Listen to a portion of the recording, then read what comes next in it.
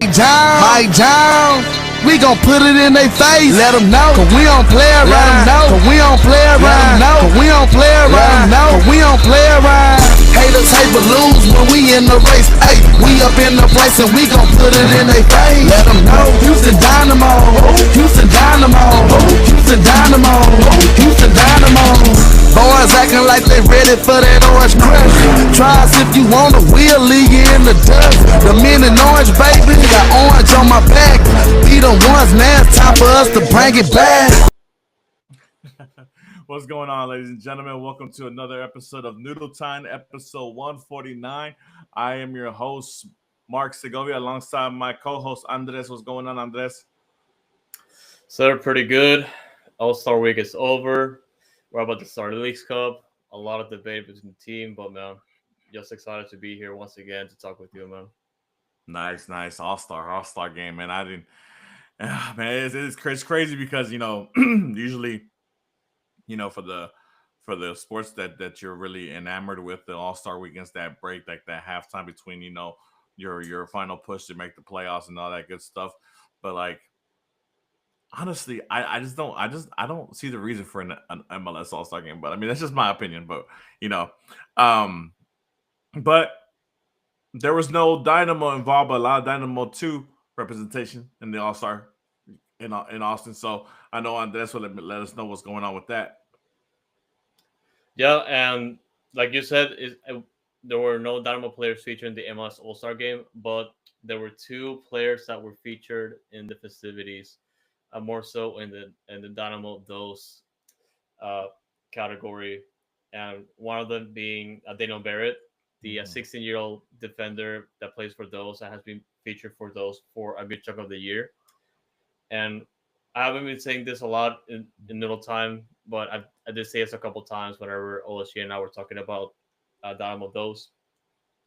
This kid, he's like he doesn't make any sense because he is a 16-year-old. Like he's very uh, uh fairly sized for a defender, but whenever you see him on the field, and if you ever get a chance to see him play tomorrow against Austin FC2, whenever it's live stream, I think it's either on MLS Season Pass or YouTube. Yeah, I want you to see him because this kid is absolutely plays like an adult, and one of the advantages that those has is the fact that they're one of the youngest, if not the youngest, team in the league by birthday average. So like Daniel Barry, he's just one of those talents that you have to look forward to because he did feature in the MLS next All Star game in between Team East and Team West of that specific league. Team East won, I believe it was 5-4, if I'm not mistaken, but Daniel Barrett did play 45 minutes and did nice. wear the captain's armband for Team West. So Nice. I'll see. Not much look into that result because we're looking at talents from across the league and that in a meaningless game. But Yeah, this it's an All this Star game. game, it's an all-star game, but still a lot of eyes watching this game. A lot of scouts, a lot of it's essentially a spotlight for this type of players because For sure. MLS Next and MLS Next Pro, it's all about giving the players a spotlight and giving them time to play, which is No, for sure. what I've been doing for sure. And that was the first one, and the second one, Pedro Cruz featured in the 2025 Goalie Wars, and as part of the MLS All Star Game Skills Challenge. Mhm. Man, he won the challenge and the belt after defeating in a 5-1. Like first, it was I think it was it was against Carlos Mercado, Orlando City B, a 5-1, and the semifinal against Adisa de Rosario from Toronto FC2. Mhm. And obviously, there's no qualification for this, where rather the best goalkeepers in the MLS X Pro got invited to be featured in this skills challenge, and he won. And is if you haven't seen it yet, it's essentially you're playing soccer in between goalkeepers, Yeah, but the field is like so small that they can actually shoot the ball straight to you, and you have to like block the ball, catch it, and they just like shoot it however you want. So nice. think about it like futsal, but the courts is like way smaller. and he actually won it. And it's just amazing how everything keeps going well for Pedro Cruz this year, because he's been having outside of the performances from this team, especially at the halfway point of the MLS Next Pro season, Pedro Cruz has been one of the highlights of the year so far, and That's he good. has he has definitely won games for those. He has definitely come up big for those in those big moments, like literally shot stopping performances. And the last time he came into Austin, where I was there, he was just like absolutely massive, making two saves to win the game. Well, to win the penalty shootout for those. And I hope to see him again tomorrow here. So, like Pedro Cruz, Daniel Barrett, two of the players to watch this year, and man, and hopefully at one point in the future in the first team. Yeah, I mean it's always nice to know a couple of the players coming up in the system, up the pipeline, I guess, like they would say across the line, across the pond. Always good to know those names for the future. And you never know. Like I said, I know that we've had a lot of goalkeepers and Dynamo Dos that have made it to the first team. Players like uh, Xavier Valdez, who was with us last year. Obviously. Uh, Blake Gillingham. I'm not sure if he was part of two when he first started, but obviously he had an impact early in the season, and then just a different amount of different goalies. I think goalie is one of those positions that the Dynamo really do thrive on, and as far as developing. So we'll see what happens, man. I mean the future looks bright for that kid, and then you said what was the right back's kid's name? Barrett. Daniel Barrett, yeah. Yeah, so I mean, you said he's a little undersized, but sometimes, a little bit being a little undersized, doesn't matter. I mean, you see defenders like Lisandro Martinez, for Argentina, who's a small player, but he's one of the great defenders who currently with United, and you can it's all about the heart and the dog, not about the it's all about the fight and the dog, not the size of the dog. So Yeah. if he can defend well and he knows how to play the angles and has the capabilities to take the ball away and play good defense, then he'll have a successful career. Hopefully he gets to do that in Orange for us pretty soon. But we'll see what happens. But Andres, with that being said, the All Star game, unless there's something else you want to add from it, but obviously with the Dynamo being fairly non-existent there, aside from Diesel making an appearance as well. But I mean, this is basically the final push towards the playoffs. After the All Star game and all that stuff that's going on, obviously we have one more game before we take a month off here to get into Leagues Cup play as well. So, and unfortunately, we haven't been really. We're still on this roller coaster ride of just up and down, up and down, up and down waves, man. Obviously we had the two home games before the All-Star game against Philadelphia and Vancouver. We lost 3-0 against Vancouver, a very tough Vancouver team, might I say. Obviously one of the MLS Cup contenders for this season. Losing 3-0 at home is never leaves a good taste in your mouth, right? And then obviously Philadelphia, obviously they're under new guidance, but still Philadelphia has a lot of the same players who have for the last maybe 4 or 5 years made nice runs in the playoffs, nice runs in tournaments, have played in finals, and lifted a trophy here and there. Those guys came in and they were able to salvage a point at home from us as well. 1-1 tie with those guys. Penalty by Jack McGlynn was the equalizer to against Philadelphia, against his former team, ironically enough.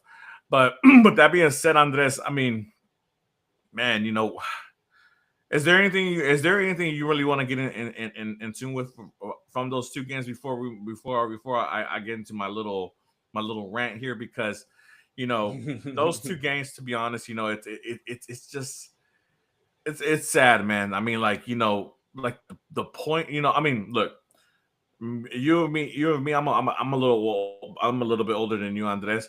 But I mean, since the Dynamo have come to Houston, the Dynamo have never been this bad at home. even under the Never. even under the Tab Ramos, Nagamura era, the Owen Coyle era, whatever era that you want to think that the Dynamo were down bad at. One thing was for sure that they were able to salvage the home points. They were shit on the road. Don't get me wrong. I remember seasons without no wins on the road, but they always managed to show up for the home crowd and for the home side and defend the stadium. But this year, man, I mean, it's just I'm to the point where like, man, dude, like, can we skip these home games? Can we can we pretty play? pretty much. I mean, And I'm pretty. I mean, like it's a frustrating aspect because like you're never in whatever league. It doesn't matter what league you play in the world. If you don't defend your home turf and collect your majority of your points from home, you're not going anywhere. Realistically, I mean, I can't think of top of my head of any championship caliber or upper echelon team that's had a successful season and had a shit home record, you know. And that's uh, a sad thing about and that's uh, the sad thing about this situation. We're for the struggles and frustrations that we've had with this team.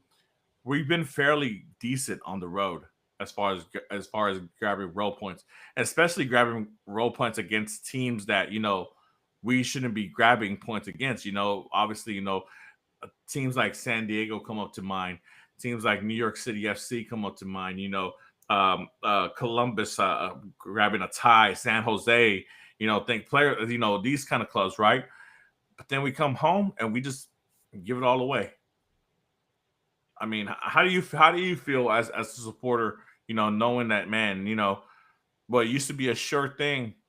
I think the Dynamo still hold the record for the longest home non-losing streak in MLS history, if I'm not mistaken. That's and that's a badge of honor. How do you I'm feel? definitely. I'm gonna give you the opportunity to rant because OSU and I were able to do that in the last episode. But Yeah, yeah, you probably remember, or you probably seen it when but after we lost the game against Vancouver. But Houston never lost 7 games at home in one season until uh, last week. So it's yeah, and you were like you said, a lot of fans have been accustomed to getting all the point as many points as possible at home to contest for a playoff spot. And historically speaking, we we've been at home just able to pull performances over and over and over again to at least give us a stride to make a playoff spot. Of course, in the you could say in the last 6 to 7 years, obviously with the management that we had, it was a little bit funky. But at home, we were on. Well, last year we were almost unstoppable at home. 2 years ago, the same, and it's like now Hell on the Show is like nothing. Like yeah, and teams are just like able to pull the performances and be on their way. Of course, early in the year we've been like extremely unlucky in most instances, but losing 7 games at home is not acceptable, and that's something that we've already talked about, and it's something that Ben Olsen the team has to take seriously now because they have to make adjustments. They're already they're digging themselves a hole, and granted, like a lot of the results that they pulled off on the road are kind of just like keeping them somewhat afloat. yeah, But they have to win at home. They have to win at home. They have to get as many points as possible on the road to just like even fight for a playoff spot. And we're not talking about a playing spot. We just like an actual playoff spot because yeah. nobody wants to play in, and the team just have to figure themselves out to play well. And And the game against Philadelphia, when we get to talk about I did see some highlights. yeah, and the frustrating thing about it, Andres, look, we've been a part of, where we were the sorriest team in the conference, sorriest team in the league, wooden spoons, whatever you want to call it. We've gone through those seasons, right? We've gone through seasons where there was just no hope. The talent on the team was was ridiculous. We were playing with USL players, basically things of that nature, right? But like I mentioned prior, the one thing that we could keep our head held up high about was the fact that regardless of who wore that orange jersey and represented the Dynamo at that time period, they when it got time to play at home, they were prideful and they represented, you know. And the sad thing about it, and like like you mentioned, I wasn't on the show last week, so I unfortunately I didn't get much time to partake as far as listening to you guys, and I'm pretty sure y'all had a great show. Shout out to OSG wherever you at, my guy. Thank you for filling in for me. Um, but you know, I mentioned to a couple people before going to this homestead, dude. Like honestly, man, if I'd be surprised if the Dynamo come out with a point this homestand. You know, and okay, so we got the point against Philadelphia, and everybody's like, "Oh, well, LA Galaxy's next, blah blah blah." But this ain't this ain't the bottom of the table. LA Galaxy. If you look at LA Galaxy's last 5 matches, these guys are on the come up. These guys are playing better. They're getting results. They're getting wins finally. And plus, look, they have a talented squad. Yeah, are they missing key players? Yes, but they have goal scorers and Gabriel Peck. They have Marco Royce. They have Pitstill. They have players of that caliber who know how to score. And unfortunately for us, the Dynamo's defense, they have moments of fuck ups where they allow the opposition to take control of the game and take opportunity and score the ball. You know, like I understand that the team, is possessive base, 60% possession and all that great stuff, and we're keeping the ball away from the other team, but like it doesn't matter. Like if the team gets the opportunity and they took full advantage of the opportunity and they score, that's all that matters. We can have 20 shots, 5 shots on goal. If none of those shots go in, what does it matter, And then on the other side, the other team will have 4 shots, 2 shots on goal, and fortunate for them, they made the 2 goals, the 2 shots on goal. I feel like that's been the whole season for us. We don't take we don't take advantage of our opportunities, and we're not putting the ball in the back of the net. Um, you know, Obviously we've had matches where we scored and stuff like that. And shout out to Wheezy. I see you on the chat, my guy. Appreciate you hanging out on the chat and all that good stuff. And he thinks we're gonna crash out in the Leagues Cup. We'll see what happens. Tournament versus soccer team versus season soccer is a little bit different, but we'll see what happens. We'll talk about that later on in the show. But yeah, man, it's very disappointing. And then on top of that, people talk about we have an influx of defenders in the back. What combination is going to be the best combination? Obviously we're all excited about what Adelante has brought to us. With him scoring and him, being like this little firecracker on the pitch, and being able to defend and score and all this good stuff. And then obviously Escobar, and him playing how he is, and obviously I hype him up a lot. Like I said, I like the fact that I go to the toe with anybody. I think Escobar is the second best left back in Dynamo history. I know a lot of people will counter that with Beasley or whatever, but to be honest, I think that he has exceeded that. And then obviously we have Pablo Ortiz, who obviously he's come in, he's done okay, he's done an okay job. I wouldn't say he's been anything of a game changer as far as defensively goes, but he's been available. That's one of the things. Unlike obviously our captain Shevchenko. Unfortunately for him, this season we're in a season where we're in dire need of a vocal captain, and I feel like he was supposed to be that guy, to be that vocal captain, to take over Achache. He hasn't been available. Bartlow has done an okay job. Obviously, he was MLS Team of the Week not too long ago. Obviously, Obafemi, coming in as a true rookie, trying to learn on the go. he's done a job for us. Griffin Dorsey, obviously, we know what kind of game he plays and what he can do for us. But I mean, but we're still giving up all these goals, man. We're still giving up all these counterattacks, and the communication isn't there like how it was the last couple of years in the Ben Olsen era. Like where that back line was tight. They knew where everybody was at, and if somebody missed their assignment, somebody was right there to help them back them up. And right now, I don't see that. I don't see that. But I mean, I guess we'll see what happens, man. But obviously, like I said, we have one more MLS game before we go into Leagues Cup, and is there anything that you're looking? I mean, is there anything that you're looking forward to as far as this game tomorrow on a Friday, guys? Friday night soccer for the for the first time in a long time at the Shell. But is there anything that you're looking for as far as like maybe different from Ben Olsen and the coaching staff? I mean, maybe there's rumors that Bonte might not be available due to an injury, so that might give nephew or an opportunity. An opportunity first since this brace against his former team in New York. Any thoughts or anything that you think if you were in Ben's shoes, what would you do differently for tomorrow?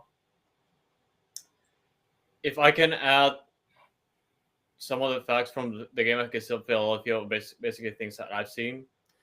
The good news is that you can at least see Ben Olsen trying new things. Believe it or not, I mean, Basi did not play a single minute in this game, and he has been extremely questionable this year based on previous performances in previous seasons, and he definitely deserved to get benched because the production or really anything that it was remotely some sort of goal contribution coming out of him was non-existent.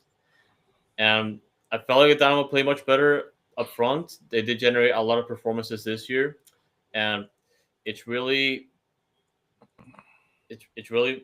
more so of a highlight the fact that Houston was able to hold up against Philadelphia, one of the best teams in the Eastern Conference. And I was disappointed that it was still a point, but coming out of two big losses against Vancouver and just being absolutely like faced out or just like wiped out of the map with this game, it was you could say progress, but it's still a point, not a win, unfortunately.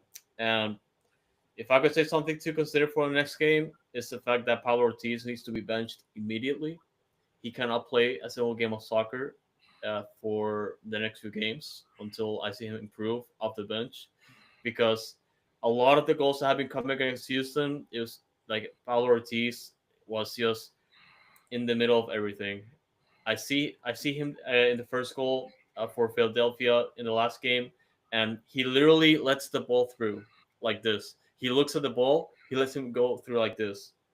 Like he's like ball watching the ball get inside the box, and the Philadelphia players just like able to beat Dorsey because he was like unable to block him. But No. Pablo Ortiz could have been able to clear it, and I see this goal.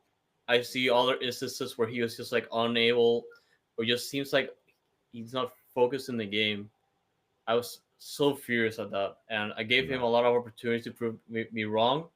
But unfortunately, in this game and in a lot of opportunities, he has improved the starting spot for me, or like he earning that spot. And that's just one of the things that Ben Olsen has to fix. I know it's been very difficult because like Shevchenko has been gone for almost the entire year so far, but we still have Femi Awodesu on the bench. Like he's been obviously he had his tough moments this year, but I feel like Paulo Ortiz has been worse.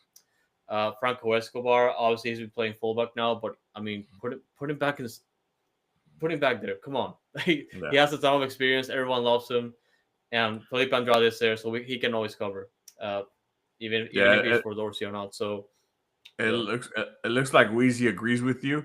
He says, if anything, put Femi back in, to give the guy a try. I mean, it's one of those things where, him as a rookie, obviously he understands that, him being sit down might be because, obviously you're investing in bringing another player from another league into the into the fold, and you obviously got to give that guy an opportunity to see if he can make a impact. But I mean, like you said, Pablo Cheese has maybe what 10, 11 games already under his in his MLS career, and you're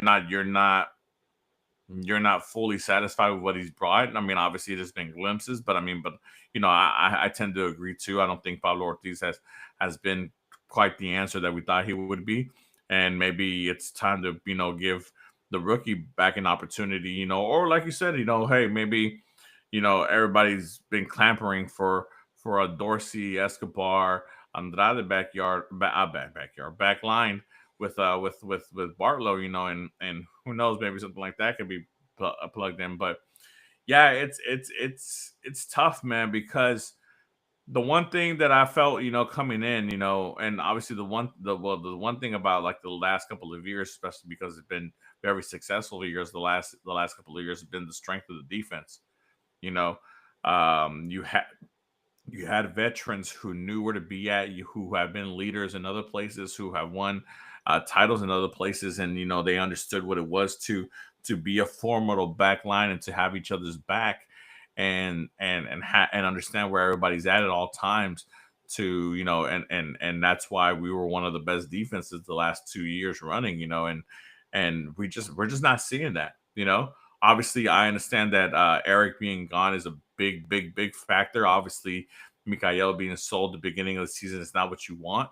But I mean, but you have to find solutions, man. You have to figure this out. I mean, it's one of those things in MLS. Like, MLS isn't known as a defensive league. It's a more offensive league. It's very lopsided on the offensive side, but that you can dominate if you have a formidable defense. And that's why, to be honest, that's why the Dynamo were to be honest, dark horse MLS Cup contenders the last couple of years, because they had a formidable defense. I mean, their offense wasn't all that, to be honest, but their defense was really what catapulted them to be a dark horse MLS Cup contender. But we're not seeing that right now, and that's the unfortunate thing, and that's why these clubs are capitalizing on the counterattacks and being able to get through to. I mean, it's literally in the Vancouver game. Like, these guys are able to pass the ball within each other inside the 18. Like, that's crazy to me. Like, it's okay to allow a pass, but once you start allowing 2, 3, 4, 5 passes inside the 18 within amongst your opponents, it's like, dude, come on, like these guys are gonna score, and it's a terrible sighting, man. So, I mean, I think that's where I think that's where we first got to make sure we stabilize, obviously, the defense. Um, Andres, I'll ask you this: I mean, to be honest, I mean, I don't even want to get on the Ben Olsen in or Ben Olsen out for the season. As a coach, I think knowing the Dynamo the way we do, unless just something catastrophic, something really, really terrible happens. I mean, I think he's going to be allowed to finish the season off as the coach. But I mean, like, man, just what do you think? What do you think that he can do differently? I mean, like, honestly, I don't see anything different. I don't see anything different aside from him, you know, taking out a player here. Like, I didn't understand him not allowing Inali to play against Philadelphia as a starter. But Really comes down to the fact that Ben Olsen is playing for his job right now, and you could say mhm, even his career, because after Houston, MLS looks at him and they see his performances back in DC and now in Houston, and mhm, how he's just unable to adapt sometimes, and it's gonna have a hard time to find another ground to work on, except if it's like somewhere else, in another league or another country or something like that. mhm, And I guess a silver lining, you could say that he's been like changing things around, and we saw that against Philadelphia. Of course, just having Jack McLean back, it's definitely a positive, but still, you have to the team just doesn't revolve around Jack McGlynn, but also the pieces that we have on the bench. We haven't seen Toyosi playing a lot. We Mhm. haven't seen a Gabe play a Or at lot all. or at all. And us as fans, we're kind of just concerned about like the pieces that we have Yeah. offensively. Of course, Sonali being back definitely helps a lot, and not having Nelson Quinones back still is definitely gonna damage us. But we do have players. The coach is responsible for uh, having or taking advantage of the pieces that we have, and we kind of discussed it in the last episode. We do have coaches available to play as interim for Ben Olsen if things go south. Uh, Alejandro Guerra, obviously, I'm sorry, Juan Guerra being available as one of the assistants, as well as Kenny Bundy, that can easily take care of this team in the meantime if Mhm. things go wrong. But it's really on Ben Olsen right now, and if he misses the playoffs, of course that's a different story because we may just ride the season. If if that happens to be in the last in decision day or something like that, but I Yeah, don't know, like he's playing for his career right now. for sure, for sure. Weezy says, I want to see Nali, Tuyasi, Linger, Jack, Reigns, Arthur, Andrade, Bartlow, Femi, Dorsey tomorrow. That's, I guess, it's the starting lineup. You know, it's very frustrating, man, because like Tuyasi, like when they brought this guy in, like I said, I don't know this guy from anything, from anything, right? And they say why, and people are questioning why are you going to pay a 250,000 transfer fee for a player who's going to be available for free in 6 months. So we're thinking, okay, maybe they see something in this guy that before other clubs want to grab him or whatever, they're willing to pay a little small fee to bring him over and make an impact. Yo, I haven't seen anything. I feel like they're not even looking his way. It's like it's crazy.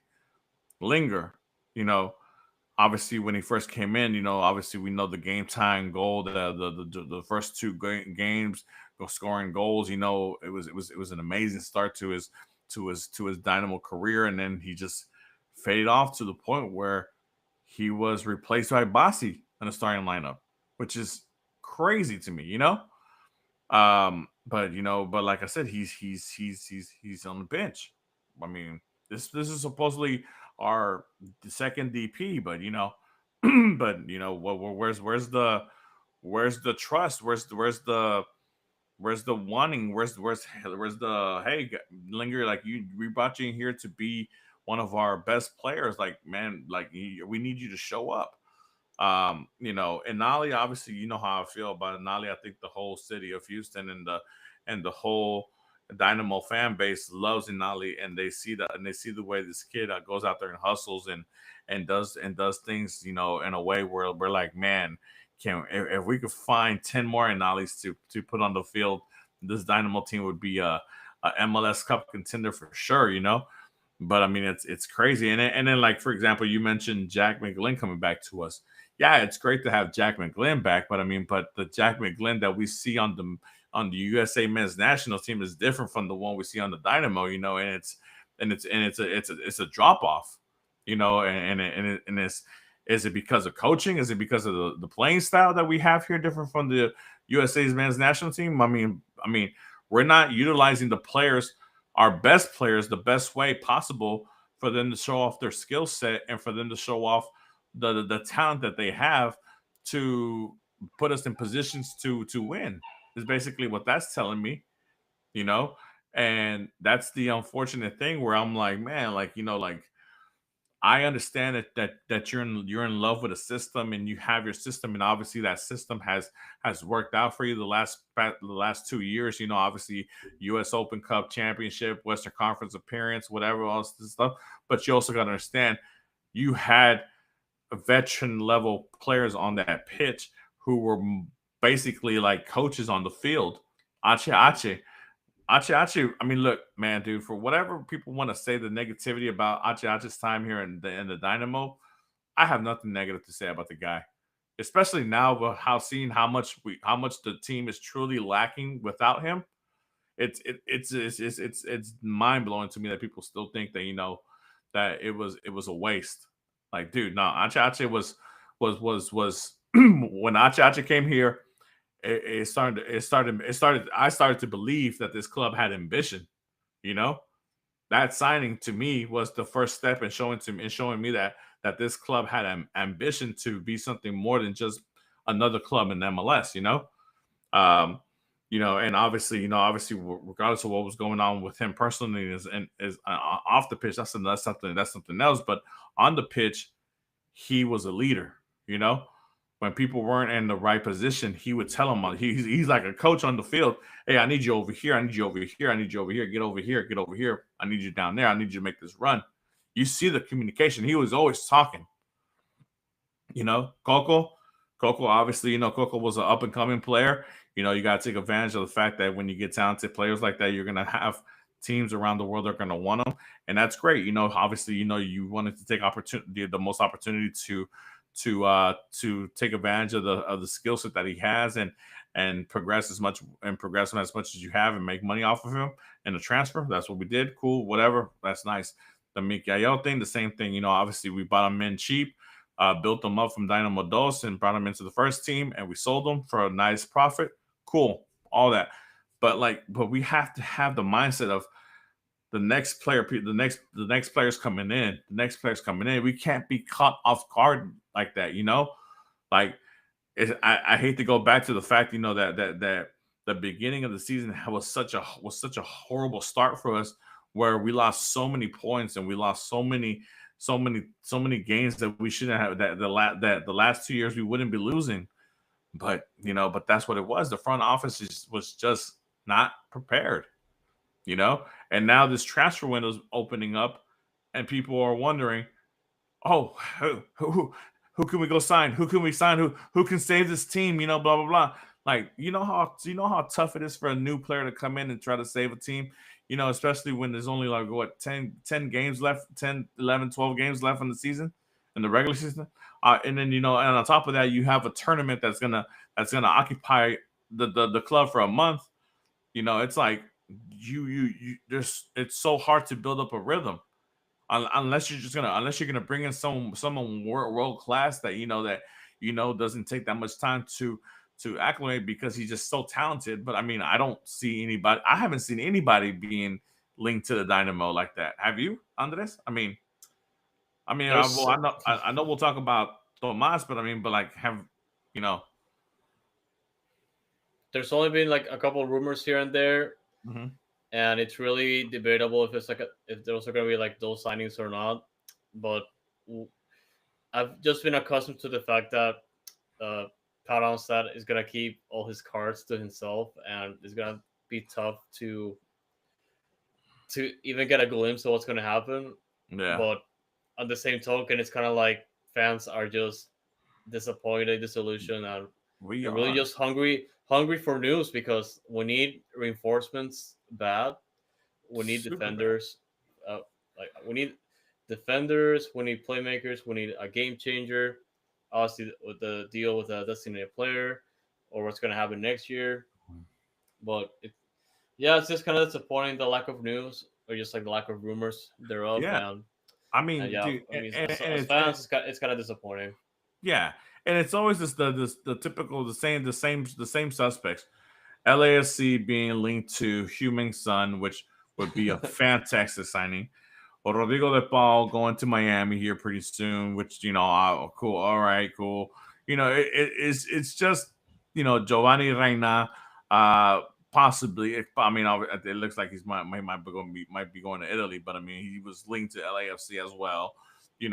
Like, it's like, dude, come on, like, I mean, we you know this is the thing, man. Like, this is one of the reasons why I feel that MLS, even though they're trying to invest in it, and with the World Cup coming up, and with all these great players coming into the league, that yeah, we're gonna be too top heavy.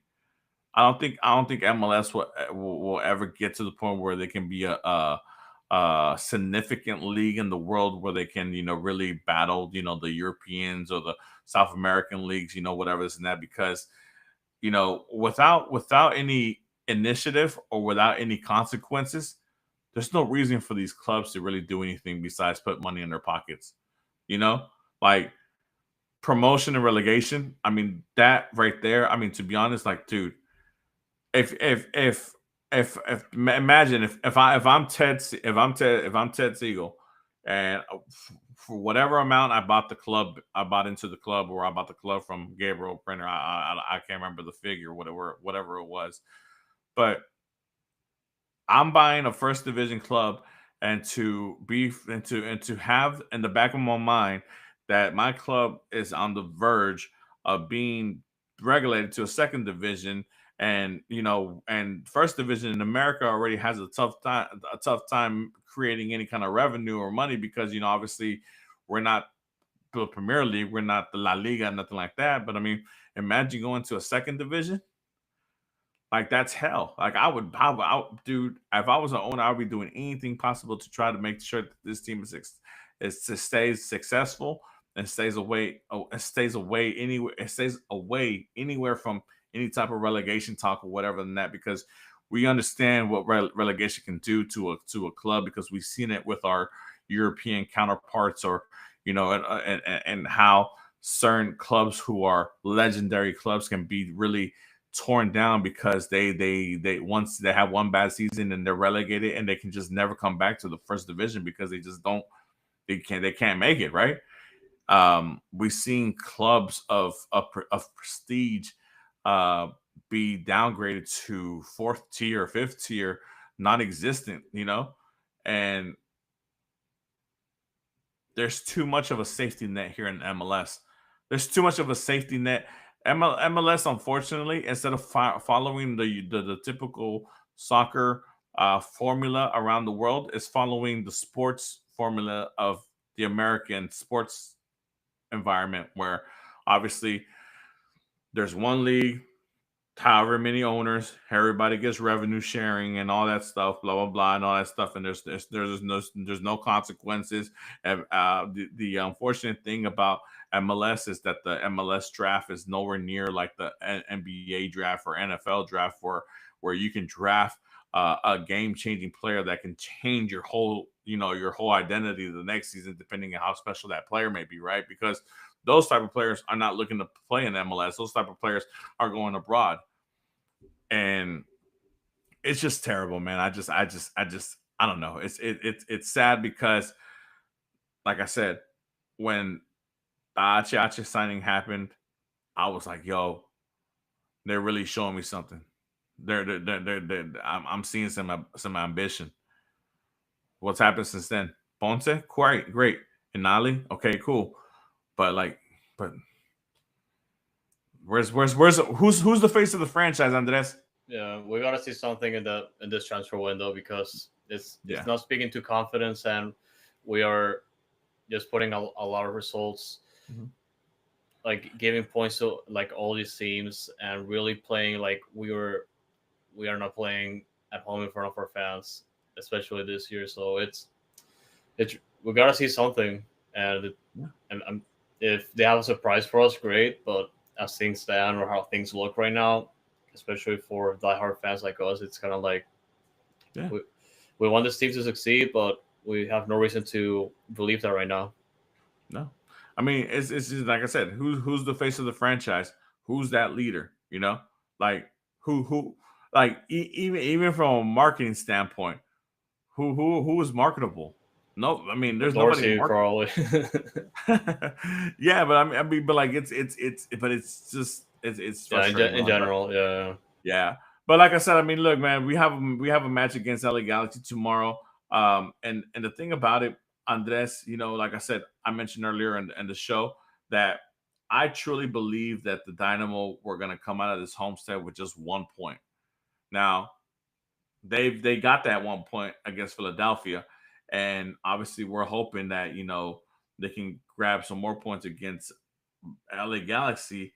The fact that LA Galaxy is still the bottom team and MLS, but like I said, this ain't the same LA Galaxy, man. This LA Galaxy team beat Vancouver 3-0 not too long ago. They beat DC United 2-1. They tied against LAFC. and El Tráfico. So I mean, this club is starting to kind of turn it around. It might be a little bit too late for them to make a playoff push, but I mean, but they're showing pride as far as like, hey, we're still here, we're still playing. So we're not. Doesn't matter if we're at bottom right now. So, your thoughts for tomorrow's game? What do you think the team can do, and who do you what in your obviously your predictions? Yeah, anything less than a win here is going to be a failure, For and sure. it's something that Ben also is going to be held accountable for because we're looking at the worst team in the Western Conference in terms of the standings. And really, like overall this year, it took them like what 2 months, 3 months to get their first win, and it's obviously they're defending champions. You can just say that they just started to compete, which took them a while this year, but we are still facing a team that has struggled to keep their form, and teams have been able to take advantage of that. Like it's just gonna be a matter of how Houston's just able to commit and just put the game away extremely early and not fall for their their mistakes that have been plaguing them this year. Obviously, we've known how much teams love to counter against Houston. We love how much they love to press Houston to the point that they want to see them screw up to just capitalize on a counter attack, and it's just really unacceptable the way Houston has been playing in most of these games. And the game against LA Galaxy, they have to show up. They have to bring out new ideas. They need to have energy to put the game away early because LA Galaxy, they're kind of just playing for, I want to say play for pride because there's still plenty of Yeah. season left. But they're coming into Houston with essentially almost nothing to lose. Mhm. And they're gonna do their own thing. They're gonna look for that result to take back home. And us, we are somewhat desperate right now to get 3 points at home. So it's the pressure is on us to get a win. The pressure is on Ben Olsen to get a result to at least keep them finding opportunities for a playoff spot before the League Cup starts. And and yeah, like it's gonna be a big game that could tell how the season is gonna turn out. Your what do you think your results are going to be? Your game results going to be I think Houston wins 3-1. 3-1. Okay. I'm gonna speak for OSG since it's not here, but he in the last episode he kind of said like LA Galaxy can beat Houston. So I'm gonna uh, just based on how what I know about him and his heart that he loves Houston so much, I'm gonna say that his prediction is Houston wins 3-2. Three to But two. yeah, like it's like I said, it's really it's gonna depend on the team to come out here and get that win and just show out and demolish Yeah. LA Galaxy. But we have to see that they have not been able to put weaker teams away. We've already seen it against Montreal. I'm still salty about that, by the way. So we have to win this game. There's no easy way to put it. Yeah. I'm not even going to ask you who scores the goals, man. I just want the Yeah, Dynamo I just want yeah. them to score. I just want them to score. And Lawrence and Ali hat trick, whatever. Yeah. It's a crazy thing because like I said, I mean, I just ran off a couple of the recent results. Jojo says Dynamo lose 2-1, which hey, it could very well happen. Obviously, like I said, they just beat Vancouver 3-0 after Vancouver has whooped us 3-0. They beat DC United 2-1. They tied against LAFC and El Tráfico 3-3. So, and this team, I mean, look, I mean, the Dynamo as a team in total have only scored 30 goals. LA Galaxy have scored 28. So, I mean, they're not that far off as far as being a goal scoring team, scoring as many goals as we have, and they've been on a real scoring spree here as of late these last couple of games, you know, like I've mentioned prior, and like I said, they're playing for pride, because at the end of the day, when you have seasons like this, especially like LA coming off of a championship, and you just have you just fall flat on your face because obviously because of injuries to players and things like that. You're trying to as a coaching staff and as an organization, you're trying to see which players are playing for pride and are playing for the name in front of their for that crest in front of their chest, right? and that's who you're gonna keep and continue building your squad with for the next season. But I mean, it's a pride thing now, man. We're like, before we go into this League Cup tournament, are we gonna make a real run towards this, or are we just beating around the bush? Are we playing ourselves? Thinking that the Dynamo can actually, do something, because you look at the standings and this is one thing that I hate about these standings, man. It's like these teams keep falling back to us, and we're not taking advantage of the fact that these teams are not doing anything, and we could be gaining points and moving ahead of them. You know, like, realistically speaking, like, dude, look, we beat. Just look at this match. If somehow we pull off the win against Galaxy, there's a real possibility we can end up in eighth place by the time League Cup play begins. So I mean, and we're right in the thick of it again. So it's just like the roller coaster never ends. What do I think? Man, man. Do I stay true to the fact that I said the Dynamo were only going to get 1 point in these 3 games? I Man, you know what? I think I'm gonna hold that. I think Galaxy are gonna win 1-0. You know, I think I'm gonna have Yeah. to hold that. So we'll see. We'll see what happens, man.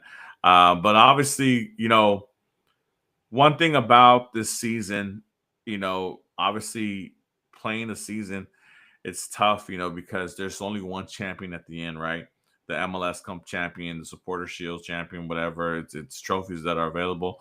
But when you're able to compete in other tournaments like the League Cup, the U.S. Open Cup, like we were able to compete in, it gives the club an opportunity to kind of step back a little from the objective of the whole season, and trying to compact everything into a month's worth of work. And obviously, with the League Cup coming up, it gives you a whole brand new life, like a breath of fresh air, to where, hey, I know we might be sucking right now in the season, but this League Cup tournament has nothing to do with that.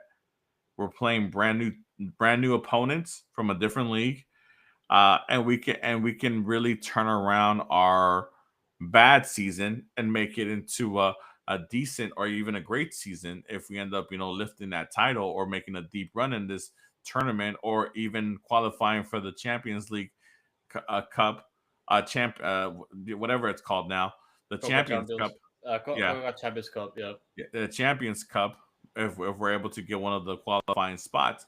So even though a lot of bad has been happening around the club, there's still a lot of opportunity for a lot of good to happen for this season.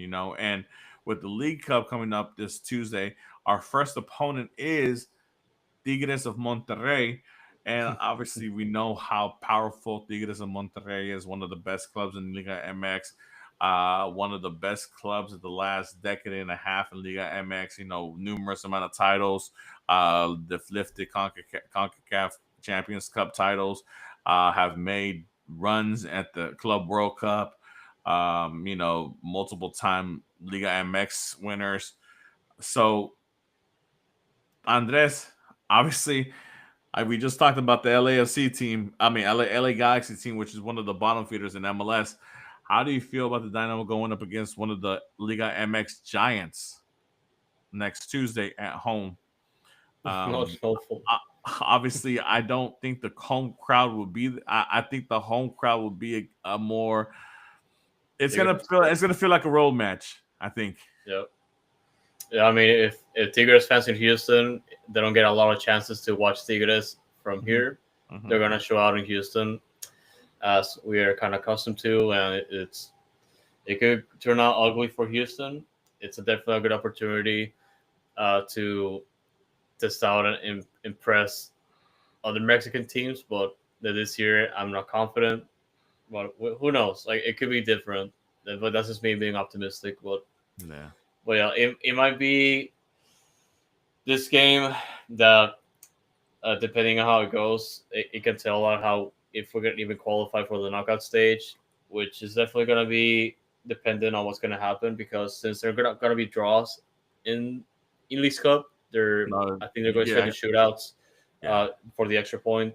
Uh, we'll see how it goes. We were able to go through, uh, of course, playing for Club America in the quarterfinals, or if I'm not mistaken, just losing in penalties. Like we we could see something, but at the end of the day, it's more so on the team to like Who? to prove it, or just like move things around, adapt, and see what we can do against Liga MX. Yeah, who? I mean, who are the clubs in our group? It's Tigres, Mazatlán, and is it Pachuca? No, it's not Pachuca, but Pachuca, it is, yeah. is you know, and Pachuca have had just a nice little run in the Club World Cup as well. So you know they're riding high as well. So not too easy, not an easy group really. You know, it's fairly difficult group for our boys in orange. You know, but like I said, tournament soccer is a lot different than season soccer, and obviously I think you know with what's been shown as far as this season when the club goes against the bigger teams, especially on the road. Obviously, none of these matches are on the road, but like we mentioned, the Tigres game might feel like a different atmosphere because it might be 80-20 Tigres fans to compared to Dynamo fans, but Yeah. you know it could be logistically, yeah, logistically, they call like the stadiums neutral stadiums, so it's technically yeah, not Houston's home for the duration of the tournament because they want to make it sound like it's neutral. yeah. But yeah, like it's still gonna be a lot of Tigres fans for this game. No, for sure, for sure. I think Shell is hosting another game as far as I think aside from Dynamo games. I want to say it's an America Sporting Kansas City game, if I'm not mistaken. I can check. Yeah, I think it's August 2nd, if I'm not mistaken. But yeah, I mean, it's just it's a great opportunity, to kind of take a step back from the season. Hopefully, like I said, we can making sure we can show out, make a nice little impact. I mean, obviously, the last season, the last League Cup, you know, we were able to get to the knockout stages, but unfortunately, you know, we were knocked out by I think was it Charlotte FC, if I'm not mistaken, Yeah. by by by a mistake goal. If Dynamo win, the Tigres fans living in Houston might start supporting the Dynamo. Though it's always true. I mean, that's always been the hope that you know that when these Mexican clubs come in, you know, and obviously they're playing against Dynamo, Dynamo will show up, and the Mexican fans of that team might leave the stadium a little bit like, oh wow, this team is really something to follow. I might want to follow them since this is my local team, but unfortunately, we haven't really been able to garner that interest, man, because it's just like I said, there's no marketable player, there's no face of the franchise, you know.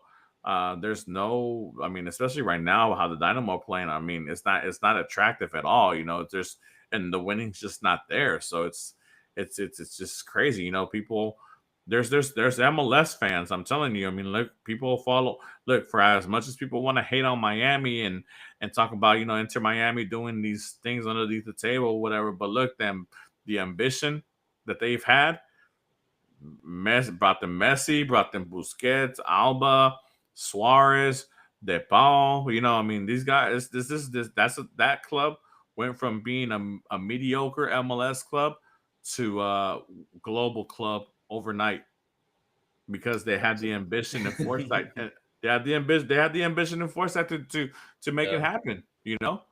We can laugh all we want and say whatever this is and that, blah blah blah. But at the end of the day, Inter Miami in the 5 years that they've been of existence are a bigger club than the Dynamo, and the Dynamo been around for 20 plus years. So I mean, you know, it's a sad truth, but it is what it is.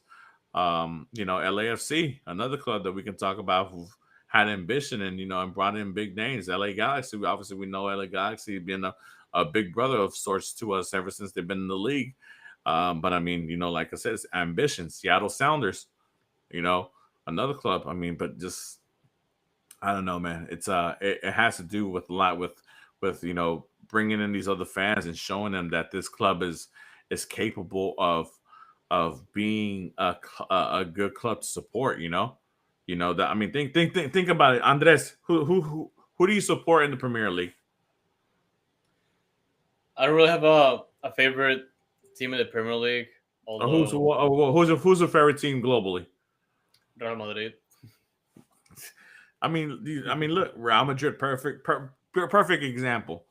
Real Madrid. I mean, at the end of the day, they're Real Madrid because the best players want to play there. You know, they're always going to go out after the best players, and they're always going to they're always going to look great as far as the white kids and all that good stuff.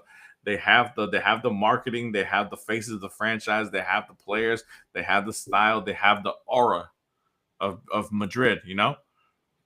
And that's that. The same thing with any Barcelona fans or even Man United. Man United is going through a terrible spell right now, but you know it's Manchester United. You think of Sir Alex Ferguson, you think of Giggs, you think of Beckham, you think of Cristiano, you think of Wayne Rooney, you think of all these legends, the aura of Old Trafford and all this stuff. I mean, it's something that's marketable, that fans know about, the history and all that good stuff.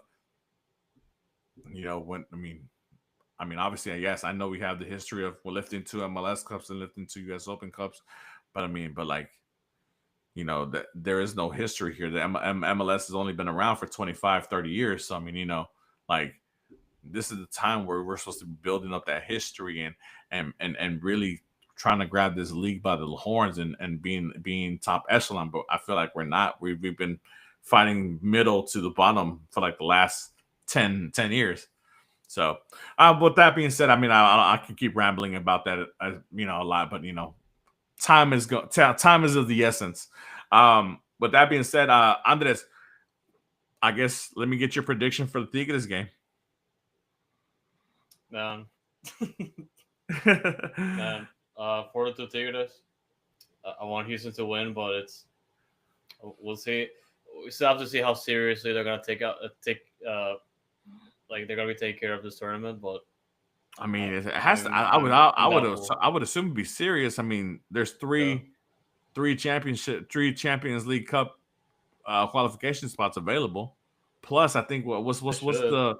what's the earnings, like $2 million at the end or something like that for the winner? I'm not sure, but it's probably something big because of sponsors. But Yeah.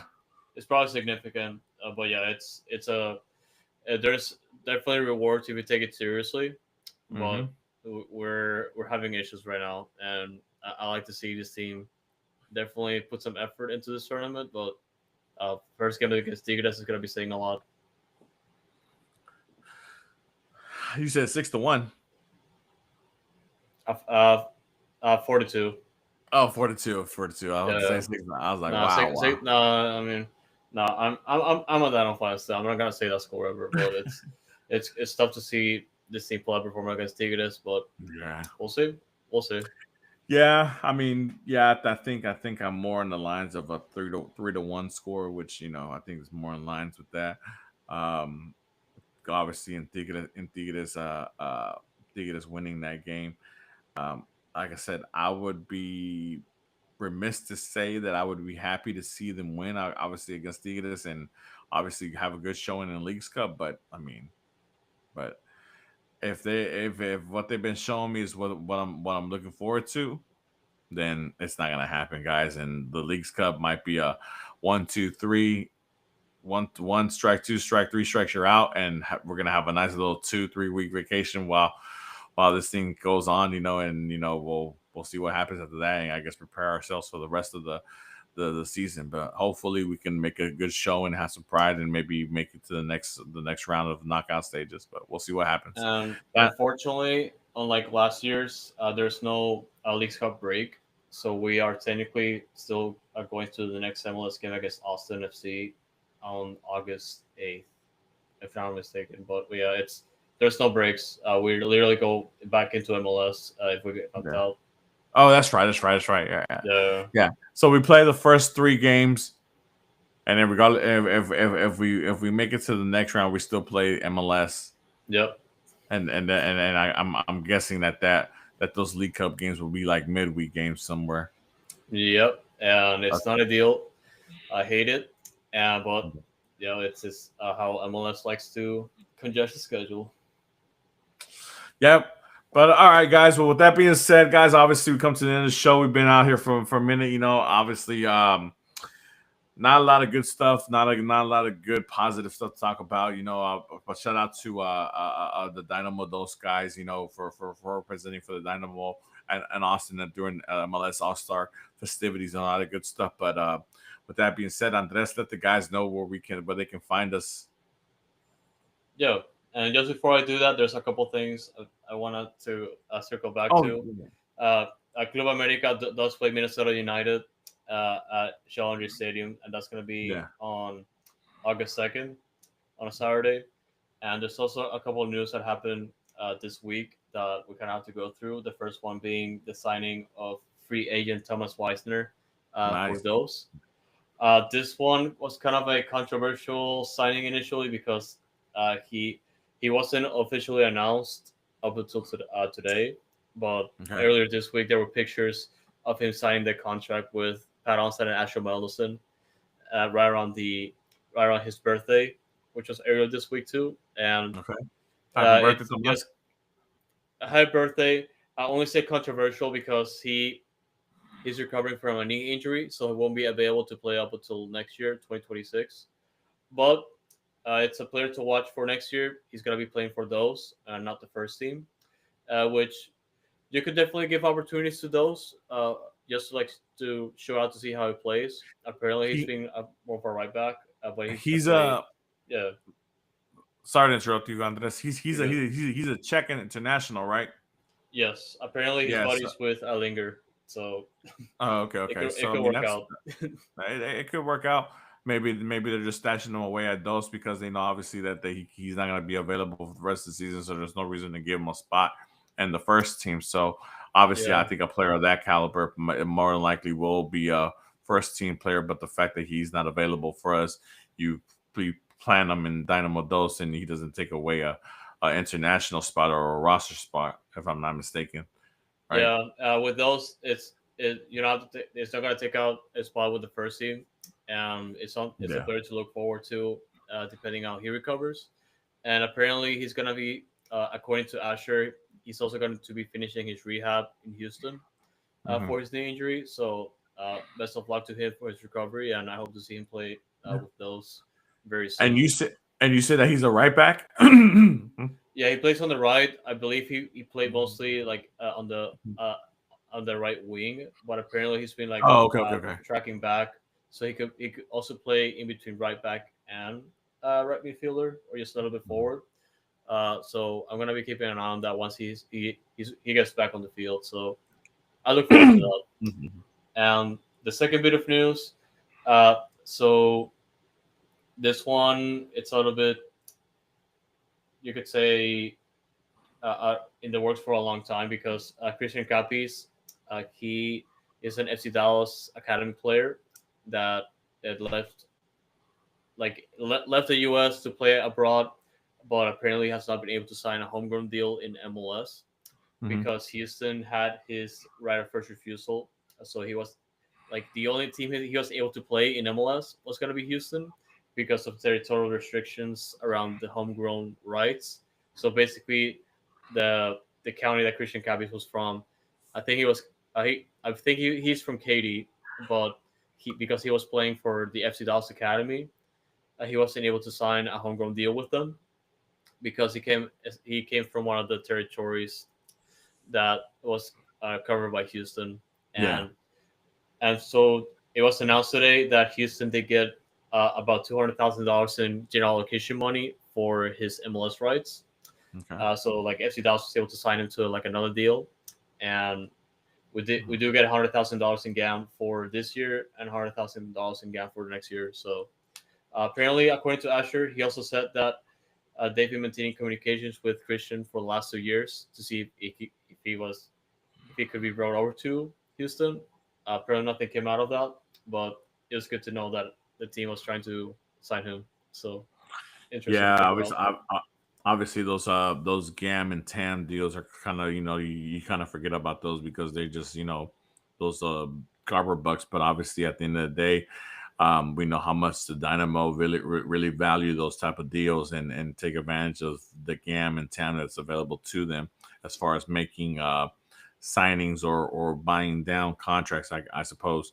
Obviously that type of money can be used to buy down a player's contract like a Linger and bring them down from being a DP status into being a maybe high end TAM player. So I mean, obviously, obviously it's wishful thinking, but we'll see what the kind of deal does in the future as far as the finances and what they're able to do as far as bringing in players and player movements as far as salary goes. Yep. Those were the news, and I think that should be it for the episode. And just to circle back to wherever you can find us for our continued coverage. Of course, as always, at Dynamic Foxtrot is going to be your handle for Twitter, X, Instagram, and Blue Sky. We also have a separate handle on Twitter called Noodle Tiempo. We'll keep Hmm. you guys covered as much as possible across Dynamo, Dash, those, whatever soccer is going on in Houston.